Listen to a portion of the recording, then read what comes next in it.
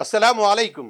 సోదర మహాశయులారా, ఈ social media యుగం వచ్చేసిన తర్వాత మనం సోషల్ మీడియా ద్వారా అనునిత్యం రకరకాల మరణం యొక్క దృశ్యాలను చూస్తున్నాం.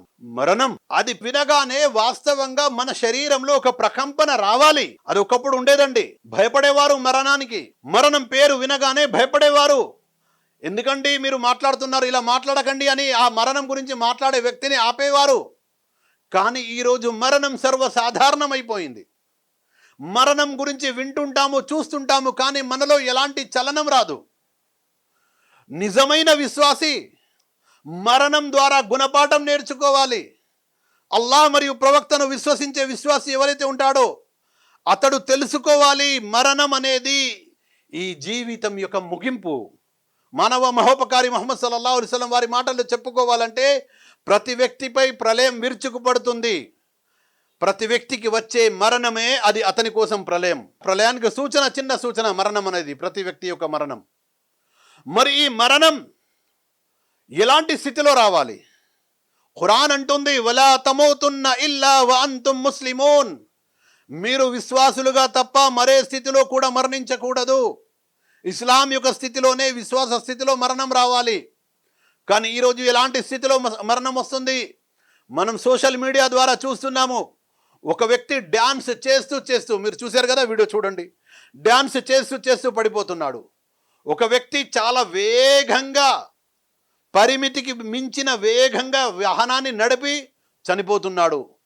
ఒక వ్యక్తి మరో వ్యక్తిపై దౌర్జన్యం చేస్తూ అకస్మాత్తుగా చనిపోతున్నాడు. ఒక వ్యక్తి సాధారణ మరణం హాస్పిటల్లో చనిపోతున్నాడు, సినిమా హాల్లో చనిపోతున్నాడు. ఒక వ్యక్తి బజార్లో దౌర్జన్యం చేస్తూ మోసం యొక్క తూకాలు వేస్తూ చనిపోతున్నాడు. ఎలాంటి స్థితిలోనైనా మరణం రావచ్చు. ఇలా వచ్చేటువంటి మరణం అనేది మంచి మరణం అనబడదు.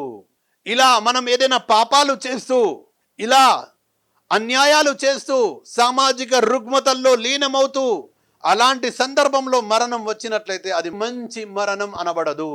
మరణం విశ్వాస స్థితిలో రావాలి, సత్కార్యాలు చేస్తున్న స్థితిలో రావాలి. చూడండి, ఈ మహానుభావుడు అల్లాహ్ యొక్క వాక్కు చదువుతూ మరణిస్తున్నాడు. ఈ గురువు గారిని చూడండి, ఖురాన్ పఠనం చేస్తూ మరణం వస్తుంది. ఈ యొక్క లెక్చరర్ గారిని చూడండి, విద్యార్థులకు విద్యా బోధన చేస్తూ అతనికి మరణం వచ్చేస్తుంది. ఒకసారి చూడండి ఖురాన్ ఏం తెలియజేస్తుంది. వలన్ యుఅఖిరల్లాహు నఫ్సన్ ఇజా జాఅ అజలుహా.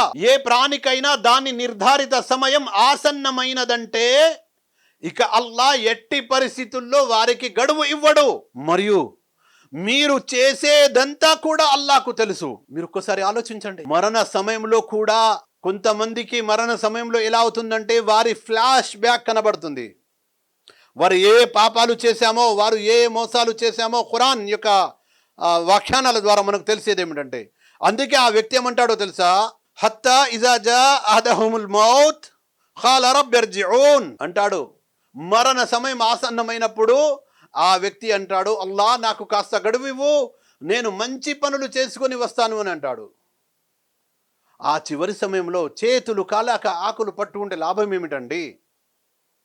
అందుకే యవ్వనం అనేది మహా గొప్ప గౌరవంగా, అదృష్టంగా, వరప్రసాదంగా ఇవ్వబడినటువంటి ఈ యవ్వనాన్ని వృద్ధాప్యం రాకముందే జాగ్రత్త పడు అని చెప్పారు మానవ మహోపకారి ముహమ్మద్ సల్లల్లాహు అలైహి వసల్లం వారు. నీ యొక్క జీవితాన్ని మరణం రాకముందే జాగ్రత్త పడు నీ జీవితం పట్ల అని చెప్పారు. అదే విధంగా నీ యొక్క ఖాళీ సమయాలను, నీ యొక్క తీరిక సమయాలను నీవు బిజీ కాకముందే, నీవు పనులలో నిమగ్నం కాకముందే నీ తీరిక సమయాలను విలువైనదిగా భావించు అని చెప్పారు. ఈరోజు మనం మన సమయాలను వృధా చేస్తున్నాము, మన యవ్వనాన్ని వృధా చేస్తున్నాము. మరణం మన వెంట పొంచి ఉంది అన్న విషయాన్ని గుర్తుంచుకోవాలి. కుల్లు నఫ్సిన్ జాయిఖతుల్ మౌత్. పుట్టిన ప్రతి ప్రాణి మరణించక తప్పదు. ఆ మరణం ఎక్కడ అయినా సరే వస్తుంది. వలౌ కుంతుం ఫీ బురూజిన్ ముషయ్యదా. మీరు ఖిలలలోనైనా బంధించబడి ఉన్నప్పుడు, అంటే పటిష్టమైన ఖిలలలో, పటిష్టమైన గోడలలో కూడా మీరు ఉన్నప్పుడు కూడా మీకు మరణం రావచ్చు. కాబట్టి ఆ మరణం కేవలం ప్రమాదాల రూపంలోనే కాదు, అకస్మాత్తుగా ఆనంద సమయాల్లో కూడా రావచ్చు. చూడండి, ఈ వ్యక్తి విందులో ఉన్నాడు, ఎగురుతున్నాడు, డ్యాన్స్ చేస్తున్నాడు, మరణం వచ్చేసింది. ఈ వ్యక్తి చూడండి, హల్దీ లాంటి రసం ఒక అజ్ఞానపూరిత ఆచారంలో ఉన్నాడు, అక్కడ కూడా ఇతనికి మరణం వచ్చేసింది. కాబట్టి సోదర మహాశివులారా, ఆ మరణం గురించి మనం జాగ్రత్త పడాలి. విశ్వాస స్థితిలో సత్కార్యాలు చేస్తున్నటువంటి స్థితిలో మరణం మనకు రావాలి.